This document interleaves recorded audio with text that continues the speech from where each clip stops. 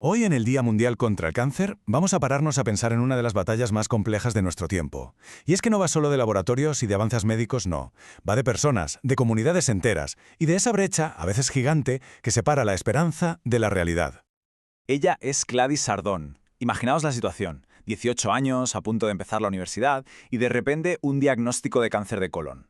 Sus palabras, creo que capturan a la perfección ese vértigo, esa sensación de que el suelo desaparece bajo tus pies. Su historia, tan personal, va a ser nuestro punto de partida. Y es que la historia de Gladys nos lleva directos al corazón del lema de este año, unidos por lo único. Porque cada batalla contra el cáncer es única, es profundamente personal, con sus miedos, sus esperanzas, pero la lucha global, esa nos une a todos. Se trata de ver a la persona, no solo al paciente, una idea que es clave para un cuidado mucho más humano. Pero a ver, esta lucha no siempre empieza en el hospital. De hecho, para muchísima gente ni siquiera tendría por qué empezar. Vamos a ver ahora un mensaje que es pura esperanza. El increíble poder que tiene la prevención. 4 de cada 10. Quedaos con esta cifra de la Organización Mundial de la Salud, porque es brutal. Significa que casi el 40% de todos los cánceres del mundo se podrían evitar. Ojo que no es una posibilidad remota, no. Es un potencial real que en gran medida está en nuestras manos. Y si le ponemos la lupa a ese casi 40%, ¿de qué estamos hablando exactamente? Pues mirad, el tabaco sigue siendo el malo de la película, el principal factor de riesgo con un 15% de los casos. Le siguen de cerca ciertas infecciones, con un 10%, y luego otros factores que nos suenan a todos, ¿no? Como el alcohol o la falta de actividad física. Esto lo que nos dice es que prevenir no es una sola cosa, es un conjunto de decisiones de vida y de políticas de salud. Vale, hemos hablado de prevención, pero ¿qué pasa cuando no es suficiente? Pues pasamos a la vanguardia de la ciencia, a lo que es ya la nueva frontera en los tratamientos, la inmunoterapia. Dicho de una forma sencilla, la inmunoterapia es una pasada, porque en lugar de atacar directamente al cáncer, lo que hace es, por así decirlo, quitarle el disfraz a las células malas para que sea nuestro propio sistema inmunitario, nuestro ejército personal, el que las reconozca y las destruya. Es cambiar las reglas del juego por completo. Y no es una sola técnica, ¿eh? Cuando hablamos de inmunoterapia, hablamos de todo un arsenal de estrategias. Por ejemplo, los inhibidores de puntos de control. Es como si le quitaran el freno de mano a nuestro sistema inmunitario para que ataque con todo. O la terapia de células CAR-T, que es básicamente reprogramar a nuestras propias células para convertirlas en supercazadoras de tumores. La ciencia aquí va, de verdad, a una velocidad de vértigo. Y la diferencia con los tratamientos de toda la vida es clave. La quimio es como un bombardeo a gran escala, arrasa con células malas, pero también con muchas buenas.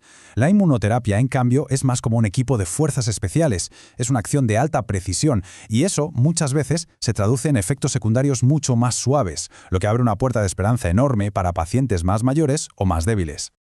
Y para llevar esta precisión ya a otro nivel, aquí entra en juego la inteligencia artificial. Hay algoritmos que pueden analizar una cantidad bestial de datos genéticos de cada paciente para predecir qué tratamiento exacto va a funcionar mejor. Es que estamos hablando de una medicina a la carta, casi de ciencia ficción, pero que ya está aquí. Toda esta ciencia de verdad es increíblemente esperanzadora. Pero nos obliga a hacernos una pregunta muy incómoda. ¿Todos estos avances están llegando a todo el mundo por igual? Aquí es donde la historia da un giro, y uno bastante duro. Mirad estas dos imágenes. Por un lado, el mundo de la ciencia punta, de la tecnología, de la esperanza, y por otro, la realidad de millones de personas para las que llegar al médico más cercano es literalmente un largo camino a pie. Este contraste, esto es la brecha de la equidad en la lucha contra el cáncer. Y esta brecha no es una idea, ¿eh? Se mide en vidas. Fijaos en estos datos de Perú sobre el cáncer de cuello de útero, que es una enfermedad que se puede prevenir muy bien. Bueno, pues en la región de Loreto la tasa de mortalidad es casi 8 veces mayor que en la de Tumbes. La conclusión es terrible. El lugar donde naces puede decidir si vives o mueres. Y claro, detrás de esas cifras frías hay voces. Voces como la de Rosalía Adela Clemente Taxa, una líder indígena de Perú. Lo que dice es demoledor por lo simple que es. Para un chequeo básico, para una prueba que puede salvarles la vida, tienen que dejar su casa, su comunidad y viajar a la ciudad. Es que el problema es sistémico, es un monstruo de varias cabezas. No es solo la distancia. Es que faltan máquinas, faltan especialistas fuera de las capitales, es el dineral que cuesta el viaje y el alojamiento, y a veces son hasta las barreras del idioma o culturales, que hacen que la comunicación con los médicos sea casi imposible. Entonces, ante esta realidad tan compleja, la pregunta es ¿cómo empezamos a cerrar esa brecha? La respuesta no está solo en los gobiernos ni en los grandes hospitales, está en la acción de todos, en una responsabilidad que es compartida. Y aquí, la historia vuelve al principio, a Gladys Ardón. Su experiencia no terminó cuando se curó. Al contrario, la transformó. Viendo las necesidades que había en el hospital, fundó Esperanza SB. Empezó con algo tan sencillo como donar cenas y hoy reparte bolsitas de la bendición con cosas básicas. Su lucha personal se convirtió en una misión para hacer la lucha de los demás un poquito más fácil. Y esto nos deja con una reflexión final, una pregunta que se queda flotando en el aire. La ciencia no para de darnos herramientas cada vez más potentes para esta lucha.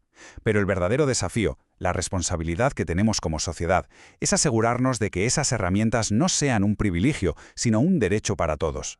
Porque la batalla contra el cáncer no se gana solo en el laboratorio, se gana, sobre todo, cerrando la brecha de la injusticia.